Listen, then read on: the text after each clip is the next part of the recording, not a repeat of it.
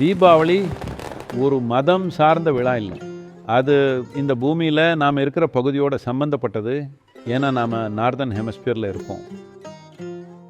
கார்த்திகை மாதத்தோட திரையோதசியிலிருந்து வாழ்க்கையோட போக்கில் ஒரு மந்தம் இருக்குது. இந்த மாற்றம் எல்லாம் நமக்கு மட்டும் இல்லை, நம்ம உடம்புல, செடிகளில், விலங்குகள்லையும் நடக்குது.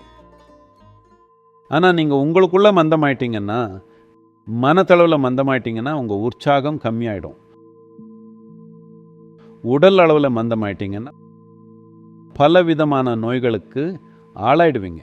இதுக்கு தான் குளிர்காலத்தில் நோய் இல்லாமல், மனச்சோர்வு இல்லாமல் கடந்து போக பாரம்பரியமாக இதை விஞ்ஞானபூர்வமாக உருவாக்கியிருக்காங்க. அதனால தான் தன்வந்திரியை பற்றின இந்த ஆரோக்கியத்துக்கான விஞ்ஞானம் எல்லாம். This is why the whole thing about Dhanvantri. நம்மளை உயிரோட்டமாக வச்சுக்கணும். ஜனவரி 14ஆம் தேதி வரை எல்லாத்தையும் உயிரோட்டமாக வச்சுக்கணும். நமக்கு இசை தேவைப்படுது, நிறைய வெளிச்சம் தேவை, தீபங்கள் தேவைப்படுது.